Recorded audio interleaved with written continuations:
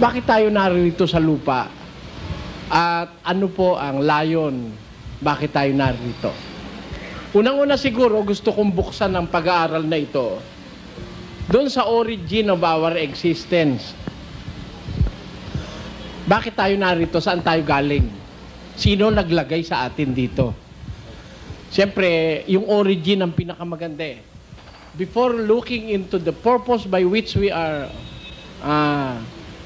created, alamin muna natin yung ating pinanggalingan. Siguro po, payag kayo, no? Kung ba't tayo naparito? Ba't nandito tayo?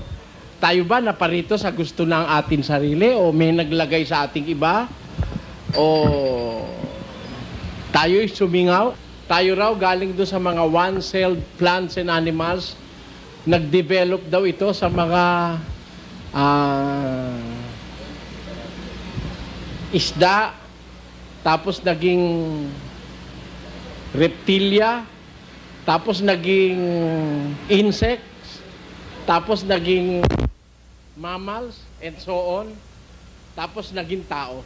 Lumalabas po sa theory of evolution ay ang pagiging tao natin is accidental. More of an accident than an intent. Kasi iba po yung intent kaysa sa accident. Kasi pag sinabi nating intent, originally merong intensyon. Yun na ma-accident, hindi intensyon. Naging resulta lang ng pangyayari yung accident. Di umano, ang tao ay nanggaling sa unggoy. Sa kanya pong theory na itinuturo sa ating mga eskwela hanggang sa ating panahon, lumalabas ang tao, nag-develop, hindi tayo talagang nilikha ng Diyos na tao, kundi tayo na-develop mula sa mga maliliit na single-celled plants and animals. From simpler form of life to the complicated form. At lumalabas po, dumaan pa tayo sa pagiging insekto, reptilia, hanggang sa dumating doon sa tinatawag na mamalya, at yan ang species ng tao. Hindi basta mamalya, tao na. Sa paniwala ni, naging unggoy muna tayo.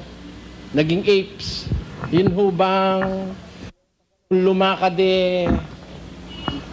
yung pagganon, apat ang paa.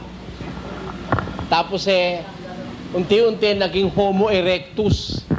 Ibig sabihin ng Homo erectus, tuwid na. Lumalakad na lang sa dalawang paa. And that is the last stage of what they call the Darwinian theory of evolution. Paglabas ng Homo erectus, Homo sapiens, lumabas na ang tao. Isa dyan sa mga original yung tinatawag nilang Neanderthal man. At medyo maliit pa ang utak niya, malaki ang kanyang bungo, etc.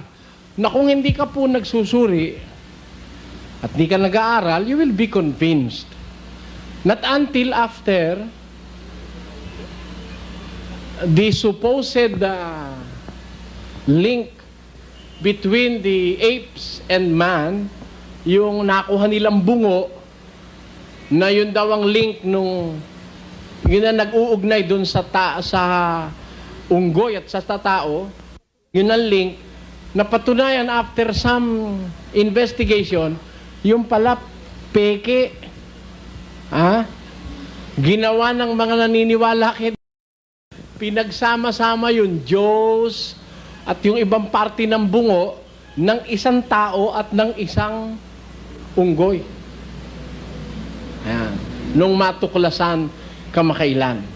Sabagay, kung aking sagutin yon sa isang paraang kumbaga simple, kung totoong ang galing ang tao sa unggoy, bakit kako hanggang ngayon may unggoy pa?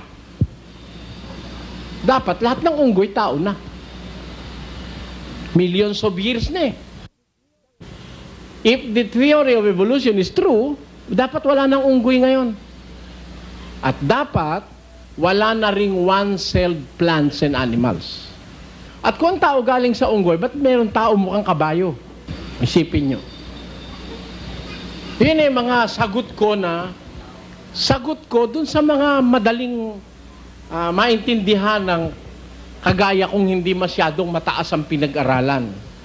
Pero meron po tayong pag-aaralan sa Biblia, mga kapatid. Ano po yun? Alamin natin kung saan tayo galing. Let us look back to where we originated. Alamin natin, bakit tayo naparito sa mundo? Sa anong paraan tayo lumitaw sa mundo? Ang tao ba ay singaw? O bunga ng isang aksidente ang kanyang kaanyuan? Na dati siyang unggoy, nagkaroon ng mutation? Pagkatapos yung mutation na perfect? Kasi ako po hindi ako naniniwala dun sa sinasabi nila na theory na perfect ang tao. Pero sa paglipas ng milyon-milyon taon, naging maganda na, naging tao na. Pero aalamin po natin sa Biblia, mga kapatid, paano tayo ngayon sa kalagayang ito ng istorya ng sangkatauhan? Meron ng duling, may negro, may mataas. Bakit nagkaganon? Yan ho siguro, it's wise for us to understand each and every detail on how we came to be this way on earth now. Bakit mayroong malaugaling hayop na tao? Saan ba tayo talaga inintensyon ng Diyos? Ba't tayo narito? Para magpatayan? Magpagalingan? Kagaya na nangyayari ngayon, ano? Yun ang nangyayari kasi. Para mag-accumulate ng maraming kayamanan, hindi mo na kayang ubusin, tapos iiwan mo. Tapos pag-aawayan. Yun kaya talaga ang plano ng buhay. Parang there's something wrong. Merong injustice. Merong mga maliliit na kalagayan ng tao na parang api-apihan ng mga malalaki. Ganun ho. Kung hindi natin ito matutuklasan, sometimes, ang tao, sinisisi pa ang Diyos. At nangyayari, kung minsan yung iba, hindi naniniwalang may Diyos. Ngayon, kung wala naman Diyos, saan kaya naman ang galing tayo? Kaya, siguro it's wise, maganda yung pagkakasuggest nila nun. Isang matalinong bagay, suriin natin ang ating pagkatao. Pero hindi maiiwasang pagsusuriin natin. Ba't tayo narito? Tayo ba, gaya ng nakikita natin ngayon, biktima na lang ng karahasan? Nanay niya, pinutulan niya ng ulo, kapatid niya, pinatay niya, apo niya, ni-rape niya, minasakir niya yung kanyang kapitbahay. Is that just like that? Ang buhay ba talagang ganun na lang? Bunga ng mga karahasan basta nawawala yung buhay. At wala na ngayong galang sa buhay ang maraming tao. Aalamin po natin ngayon, siguro malawak-lawak itong ating pinapaksang ito. Aalamin po natin sa pagtuturo ng kasulatan, mga kapatid, ang kahulugan ng buhay. Umpisahan natin sa pag-uusisa sa Diyos sa pamamagitan ng kanyang mga nakasulat na salita sa Biblia. Itong buhay natin, saan nag-umpisa? Bakit tayo napunta rito sa lupa? Tayo ba para talagang singaw na sumingaw lang o kaya nanggaling lang sa mga unggoy? Ayon, aalamin po natin yan. Umpisahan natin. Ang ating unang tanong at usisa sa Biblia ganito. Ayon sa Biblia, paano tayo naging tao? At yung bang sinasabi ng Biblia, mapapagkatiwalaan natin na reliable source of information ng ating pagiging tao? Pakinggan nyo, sasagot po sa atin ng Biblia kung paano tayo naging tao. Sa 2:7 ng aklat ng Henesis, ganito po ang nakasulat. At nilalang ng Panginoong Diyos ang tao sa alabok ng lupa at hiningahan ang kanyang mga butas ng ilong ng hininga ng buhay. At ang tao ay naging kaluluwang buhay. Ayon. Sabi po sa Biblia, sa unang-unang talatang binasa natin, sa origin ng ating pagiging tao. Sabi sa Biblia, and God fashioned man out of the dust of the ground. And breathed into his nostrils the breath of life. And man became a living soul. Nilalang ng Panginoon ang tao. Kaya ko po ginagamit yung fashion. Nakasulat po kasi sa original Hebrew scriptures, sa original Hebrew tongue na ginamit dyan, yung salitang fashion. Hindi ho basta creation ng tao eh. Sa Biblia, tayo isang special creation. Yung nakalagay dyan sa English na formed, sa Tagalog naman ay nilalang, dun sa Hebrew, fashioned. Ewan ko kung ano magandang katumbas na Tagalog ng salitang fashioned. Kumbaga, parang obra maestra. God fashioned man out of the dust of the ground. Nilalang ng Panginoon Diyos ang tao sa alabok ng lupa. At hiningahan ng kanyang butas ng ilong ng hininga ng buhay. At ang tao'y naging kaluluwang buhay. Yun noon sabi sa Biblia. Sa kauna-unahang informasyon na basa natin. Ako po, naniniwala ako doon sa Biblia dahil marami na po ako nalibot na mga istorya, mga haka-haka, kuro-kuro. Sa mundo ngayon kasi marami ng kuro-kuro eh. Ang nagpapagulo, yung kuro-kuro ng tao. Yun ang nagliligaw sa marami. Mga haka-haka, mga katha. Ayan. Ngayon, kung aalisin muna natin yung katha at kukunin muna natin ang informasyon bibliko, ang tao pala hindi galing sa unggoy. Siya'y nilikha ng Diyos. At isang espesyal na pagkakalikha, ang pagkakalikha sa tao. He was fashioned out of the dust of the ground. Nilikha siya mula sa alabok ng lupa. Tingnan ninyo. Sino ngayong ang makakatutol na ang tao galing sa lupa? Ang tao may magnesium. May iron. Lahat ng mga element doon sa lupa nasa tao eh. Pati trace elements eh. Kaya ako naniniwala kung nag-aral talaga ng siyensya, ang isang nag-aral ng siyensya, saka magbabasa ng Biblia, maniniwala siya, totoo Biblia eh. Kasi, ang tao galing sa alabok ng lupa eh. Magpukumuha ka ng alabok. Lahat ng makikita mo mga elemento, saka trace elements, minerals, hanapin mo. Maghanap ka kung meron sa tao nun. Meron nga. Doon siya galing eh. At alam nyo, doon sa diwang sinasabi sa Ebreo, ang tao galing sa lupa, hindi doon sa ilalim. Galing tayo sa topsoil. Kaya yung Adam sa Biblia, sa Hebrew, yun po ang kahulugan nun yung lupang mapule.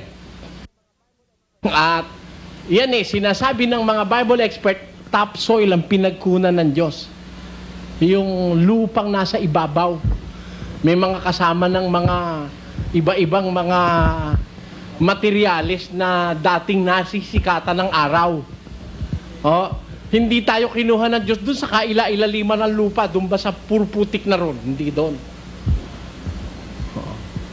Kaya makikita nyo, ang tao, ang kanyang elemento ng topsoil. Ang kanyang nasa katawan.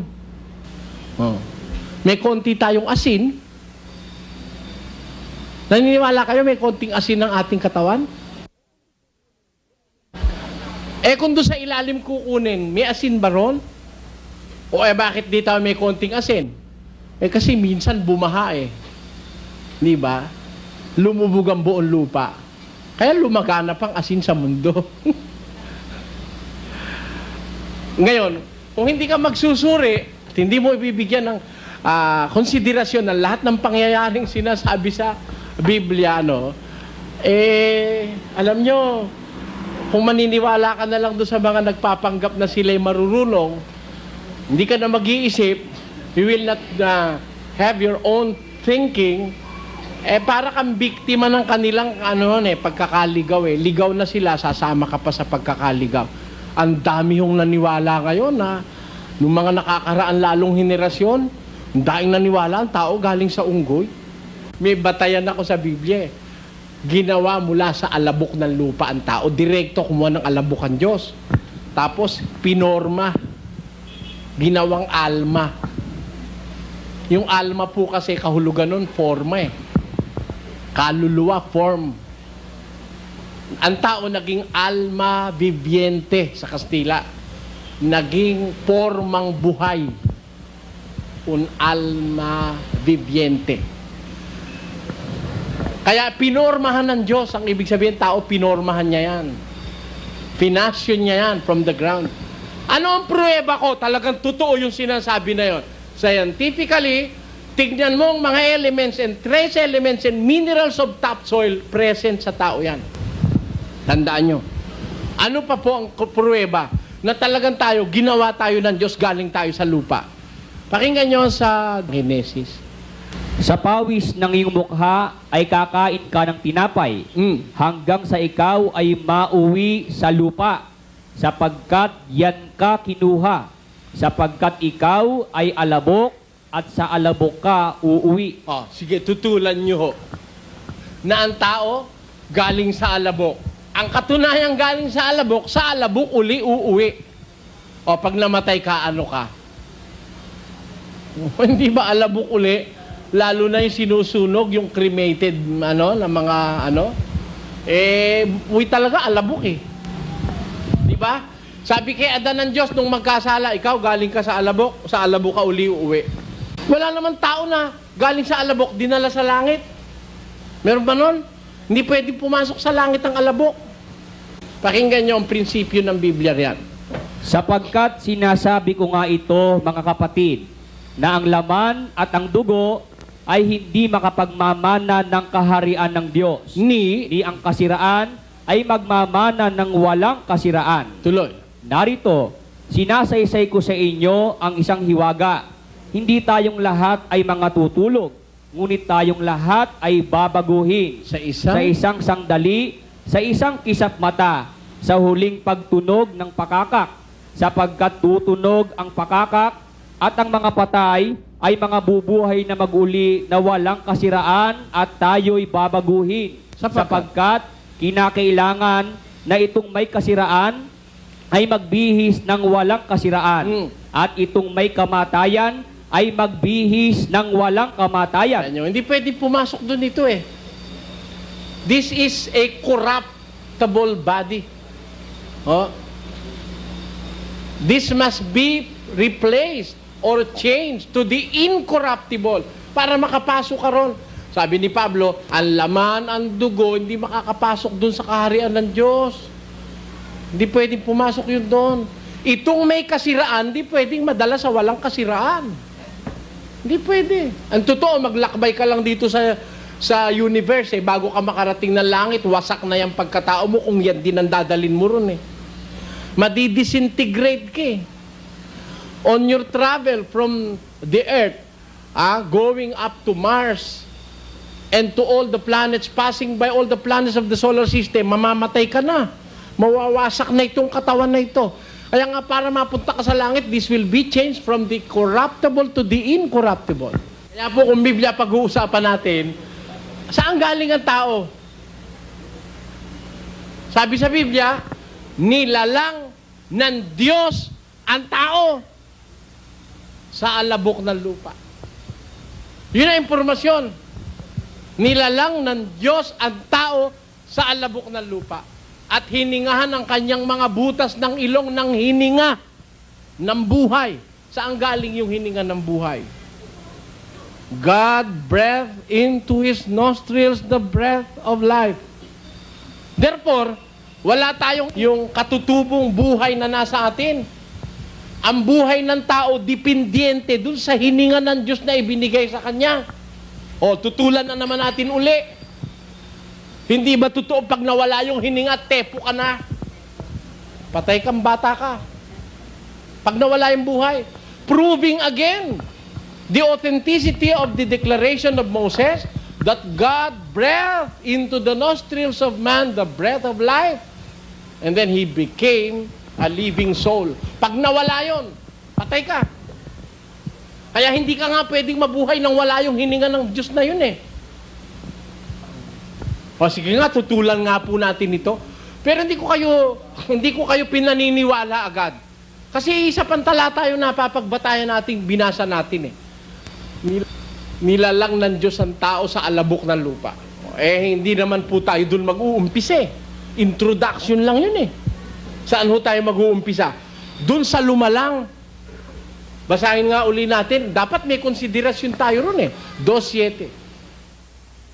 At nilalang ng Panginoong Diyos ang tao. Kita nyo, di ba pinakikilala mo muna ng Diyos? May sinasabi muna ng Diyos eh. Hindi natin maiiwan basta yung pupunta na tayo sa pagkatao natin, di muna natin titignan kung ano yung Diyos na yon. To know the truth is to simply know the root of the truth. Puntahan mo sa umpisa kung talagang totoo. Ang sabi, nilalang ng Panginoon Diyos ang tao. Meron sinasabing Panginoon Diyos na naglalang sa tao. Man is a created being. Created. Nilalang ng Diyos ang tao. Oh. Puntahan natin sa Henesis ngayon 1:1. Kung talagang ang merong ganon. Nang pasimula ay nilikha ng Diyos ang mga langit at ang lupa. Yan, dito, Diyos na naman uli, oh. Kaya we can't help but turn our heads, look at our back, tignan natin, saan ba tayo galing? Sabi ng Biblia, galing tayo sa alabok, nilalang tayo ng Diyos. Meron palang Diyos na may kinaalamnan sa paglitaw natin. Hindi naman basta yung alabok ay tumindig mag-isa. Ha? At pagkatapos ay nagsasayaw dun sa halaman na ng init, tapos na. Hindi ganon. May sinasabi sa Biblia na ang Diyos ang gumawa sa tao mula sa alabok ng lupa.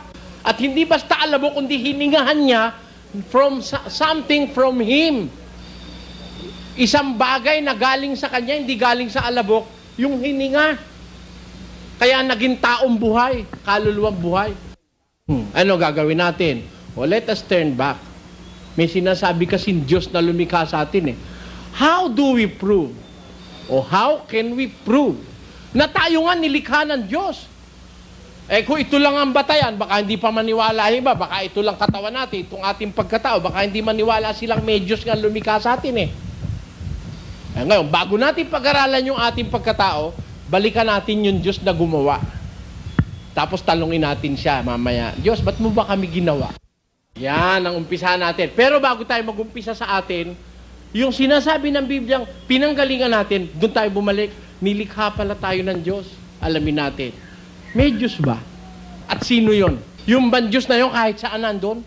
Sabi nyo iba, kahit saan daw nandun yun eh. Oh, God is everywhere eh. Pati sa unabat, nandun yun. Sa kulungan ng baboy, nandun din yun. Kasi bawat bagay na makikita mo, lunan eh. Lunan, lugar, dako. If God is everywhere, He must be inside your stomach.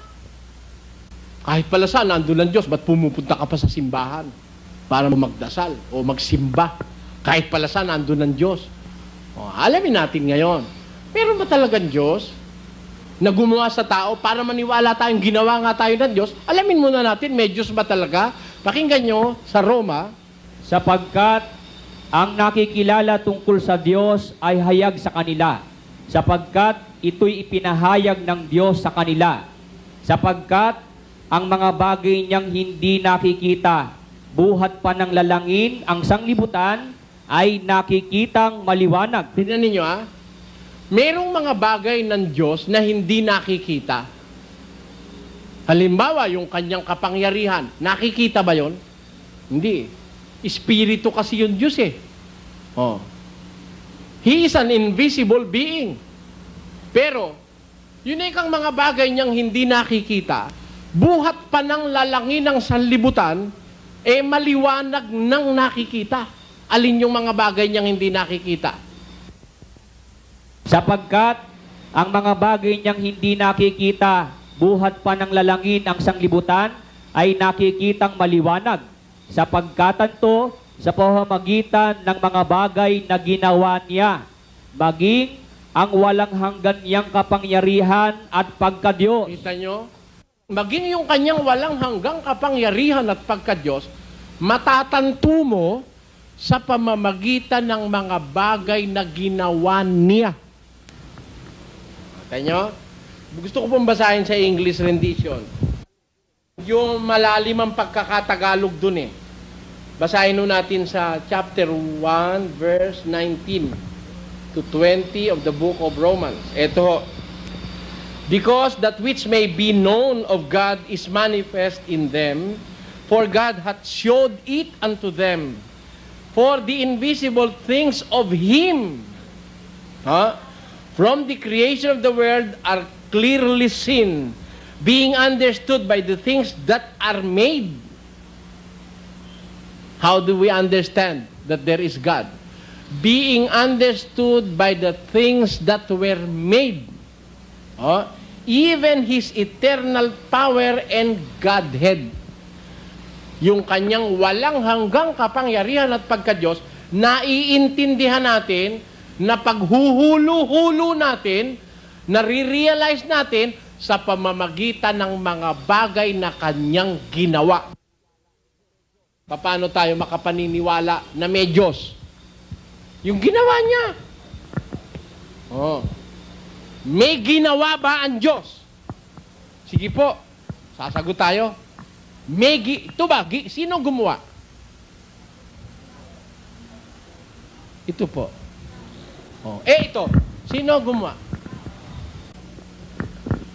Di puro ginawa ng tao. Pero makatututol ba tayo?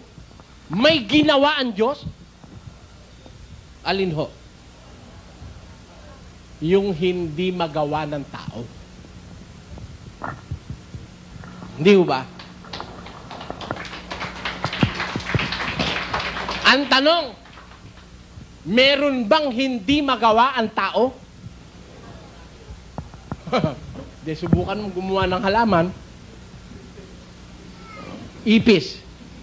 Huwag na yon, hanip na lang. Pati ikaw, hindi mo magawa. Hindi ba? Isipin nyo, kung nagagawa nyo ang tao, hindi ka, ginawa ng tatay niya at nanay. Hindi.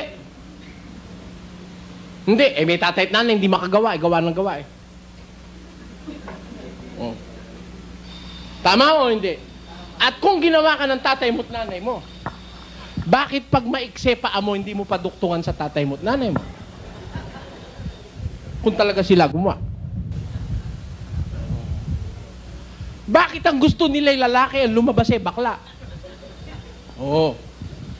Yun. That simply explains something. That there is a supernatural being na may gawa ng hindi natin magagawa. Merong isang kapangyarihang sobrenatural, supernatural. Ibig sabihin, beyond the natural, na gumagawa ng natural at sobrenatural. Sabi ni San Pablo, ang kanyang walang hanggang kapangyarihan at pagkadiyos natatanto sa pamamagitan ng mga bagay na ginawa niya.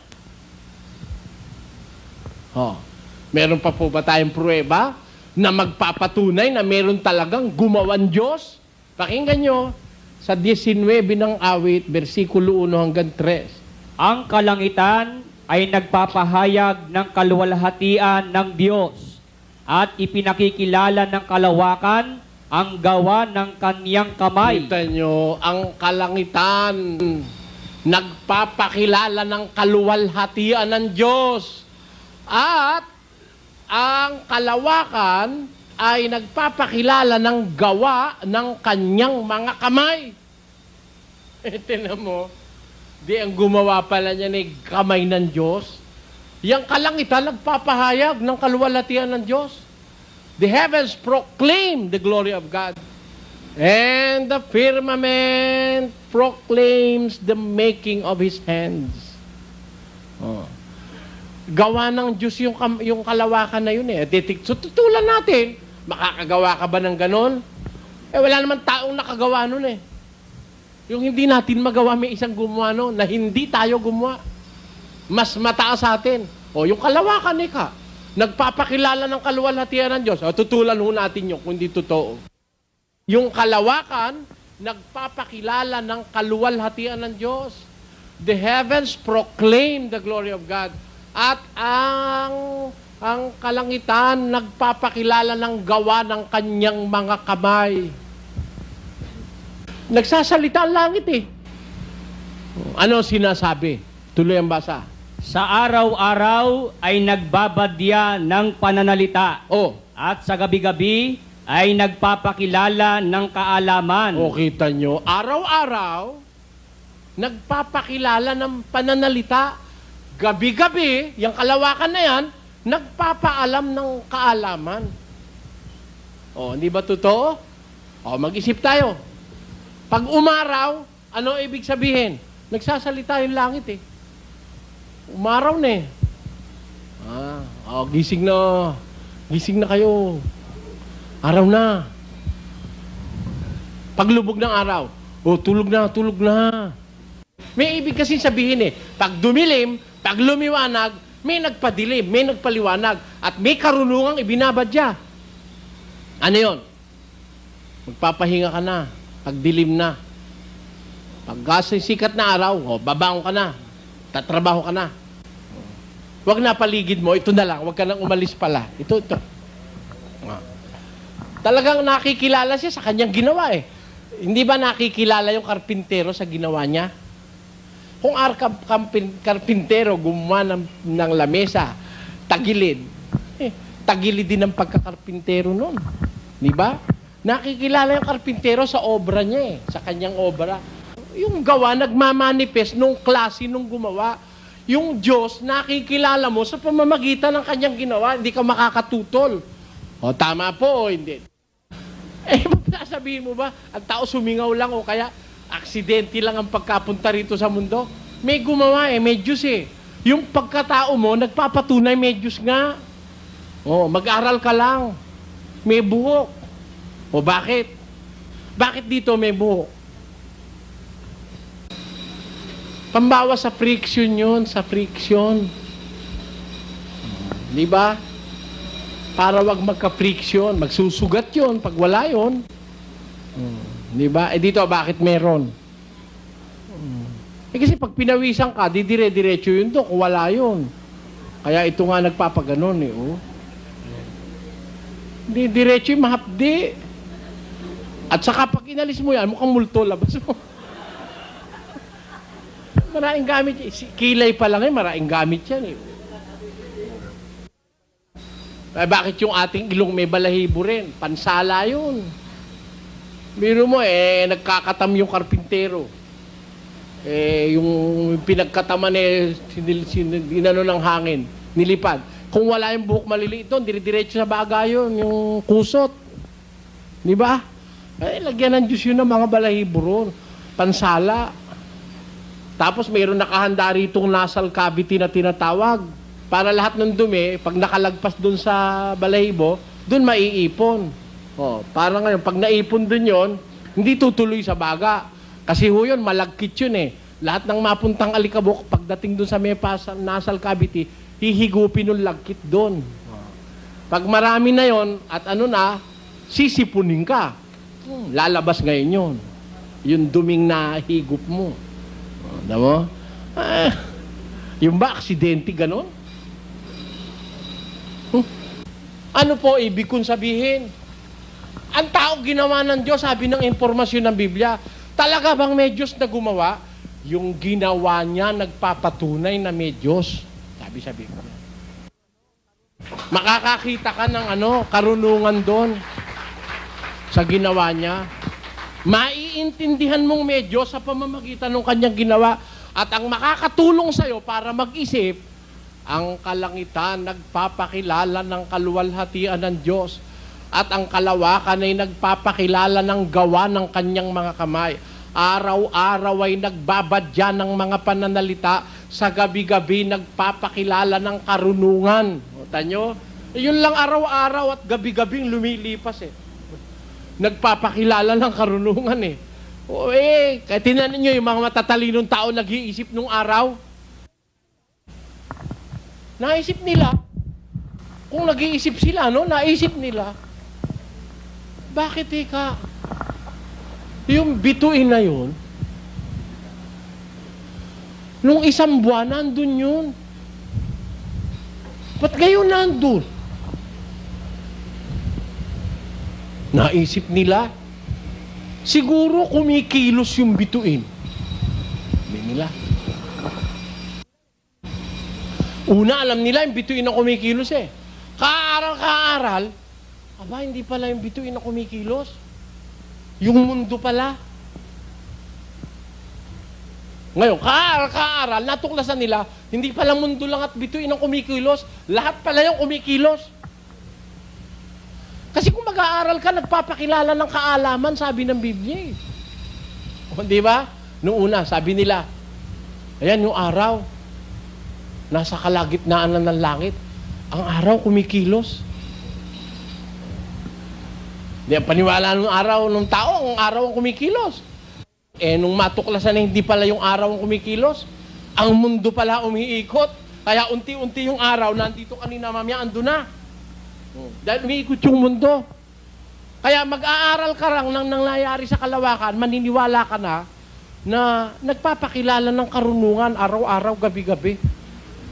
Merong kapangyarihan na wala namang tali.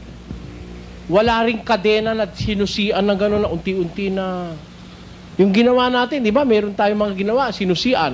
Unti-unti, umiikot yung relo. Pag naubos yung susi, ito na relo. O yung ginawa ng Diyos, matindi pagkasusi, ang tanda na, hanggang ngayon magana pa rin. Oh. Saka yung ginawa niyang kalan, ang lakas ng apoy. Biro mo'y bata pa si Eva at si Adan mainit na araw hanggang mainit pa rin. Lalo pa yata umiinit. Sa tagal na noon, millions and billions of years, parang hindi na mauubos yung init ng araw. Billions of years na. Parang walang hanggan. Kung yung araw na tila wala nang hanggan, yung pakayan Diyos ang sabihin mong may hanggan, yung ginawa parang walang hanggan, lalo na yung gumawa. Kaya kung mag-iisip ka, dun lang sa ginawa ng Diyos, maniniwala ka na may Diyos talaga eh. Kung mag-iisip ka, you will come to the conclusion na may Diyos at kaya ka nasa mundo, ginawa ka niya. Maiintindihan mo. Mag-aral ka lang. Magmasid ka. Ako po, ganun ako. Palamasid ako eh. Sabi nga ng Biblia, basahin natin sa Lucas. Utos yung magmasid eh. Pag hindi ka magmamasid, di ka matututo eh. Pero magmasid ka, wag kang kikibo. Magmasid ka lang, marami kang matututunan sa mundo. Basa. At sinabi niya sa kanila, mangagmasid kayo at kayo mangag-ingat sa lahat ng kasakiman. Magmasid kayo, sabi ng Diyos. Magmasid kayo. Utos yung magmasid eh. Magmasid ka. Marami ka matututunan. May ituturo sa'yo. Lahat ng mamasdan mo, may tuturo sa'yo. Biro mo, hihinga ka. Hininga mo. Pag inilabas mo, may mga ngailangan nung inilabas mo, yung halaman. You inhale oxygen, then you exhale carbon dioxide. Whereas in turn naman, yung carbon dioxide is inhaled by the plants, and they exhale oxygen na kailangan mo naman. O di talaga palang kailangan magkasama yung halaman at saka yung tao. Dependent sila sa isa't isa. Maisip mo, aksidente kaya yon? Yun yung mga bagay na yon, kung iisipin mo, will lead you to a conclusion na may matalinong manglilikha eh. Alam niya lahat ng bagay eh, na dapat niya likhain. Kaya naghanda siya. Ako, nag-aaral ako sa bukid, nakita ko, may natusok pa nga ako doon sa makahiya eh. Ba't kaya itong pag hinipo mong ganon, titiklop? Mamaya kote, binantayan ko, nagtiyaga ako, nakatiklop eh. Siguro, palagay niya, wala na ako ron. Unti-unti, bumuka na naman uli. Pag matagal, bubuka uli. Ginanong ko uli. Tumiklop uli. Napakamahihiyain pala kako ito. Kaya palang tawag dito, makahiya. Pag may tao nahihiya, para saan kaya ito? Para saan kaya ito? May konti may dumating kambing, ang daing damo, inunang kainin yung makahiya. Paborito pala ng kambing yun. Siguro ako kaya ginawa ng Diyos yung makahiya para sa kambing. Dahil ayaw kainin ng ibang mangangain ng damo. Di ba? Gusto ng kambing pero ayaw ng ibang kumakain ng damo. Ayaw ng rabbit. Ayaw. May rabbit ako eh. May konti, meron akong kapatid, hindi dinat na ng regla. Sabi ng lola ko, nako, naglalayag lang yan. Kumuha ka ng makahiya, ilagamot, inumin mo. Pagkainom, binabukasan, nagkaregla. Ano ka ako ibig sabihin ng lola? Kasi ang makahiya, gamot sa babaeng naglalayag ang regla. Yung ugat na ibig sabihin, bukod pa sa kambing, para sa babae pa rin ginawa yung makahiya. Kaya pala may makahiya. Tanyo? Bakit may damong Bermuda? Naku, hirap na hirap yung kambing. Kaya liliit kasi nung Bermuda, hindi niya makuha eh. Isipin mo, ba't may Bermuda? Hindi para pagkain ng kambing yun. Yung pala, panlagay pala yun sa garden ng mayayaman. Kita mo? Pero may Carabao grass, yung mahahaba. Isang ganun lang, takuha na. Pakain nyo sa Carabao yung Bermuda grass. Malulungkot yung Carabao pagka ganun lahat ng damo sa mundo, pagka puro Bermuda. Nako, hindi mabubuhay ang bakat kalabaw. Mahihirapan, magtatampo. Ganun ang ganun, hindi niya makuha. Kililiit na ganun eh. Ano nga makukuha niya ron? Kaya sabi ko, meron lupa, pila. Para pala taniman ng pala yun. Yung pila kasi hindi nawawala agad yung tubig. It holds water. Kailangan sa balay. Meron namang lupa doon sa may Pampanga sa Santa Rita, buhaghag. Tako, napakaganda pala naman pagtaniman ng kamuting kahoy noon. Kalalaki ng bunga. Itanim mo yung kamuting kahoy sa pila, hindi makaalsa yung bunga eh. Lalo na pagka yung pilay tumigas na. Lako, yung kamuting kahoy, kakarampot. Pero pag itinanong mo, sabi ko, imposibleng ito, aksidente lang lahat ito. May ipinaliliwanag ang lahat ng bagay na ito. May buhangin. Para saan yun? May graba. May adobe naman. Para saan? Ba't kailangan may graba, may adobe, may lupa? Naiisip ko, bakit mayroong langgam? Anin yun? Nang iistorbo lang. Butike, ganun din. Yung ipis, ano kaya ako silbi nitong ipis na to? Ba't ginawa ng Diyos ito? Nako, paborito pala ng manok yung ipis. Naglinis kami nung isang kahon libro, katakot-takot ipis, hindi labas ko sa labas. Nung maglabasan yung ipis, tuwa yung mga manok namin. Talagang kanya-kanyang masarap pala ako ipis. Subukan mo, mag-alaga ka ng manok, pakain mo puro ipis. Yung ipis, magiging manok yun, lalaki. Tapos, yung manok, kainin mo't hindi lasang ipis. O di ba, masarap yung manok? Kaya kung mag-iisip ka lang doon sa lahat ng nangyayari sa paligid mo, magmasid ka lang. Hindi aksidente. There is a process by which God is sustaining our lives on earth. Binubuhay tayo ng Diyos, may gumawan Diyos sa atin. Ang pruwebang may Diyos yung ginawa niya. Pruweba na yon, yung ginawa niya. Walang makagawa eh. Kaya kung hindi magagawa ng tao lahat ng nakikita natin, ang ibig sabihin, may gumawang iba, hindi tao. Yun nga ang Diyos eh. Kontento na ho kayo, may Diyos? Naniniwala na kayong may Diyos? Ako po, hindi pa. Hindi pa ako kontento. Pag-aaralan natin, ano ang pinakamatibay na pruwebang may Diyos? Pagbalik niyo kung loloobin ng Diyos, maghahanap ho tayo ng pinakamatibay na ebidensya, the best proof of the existence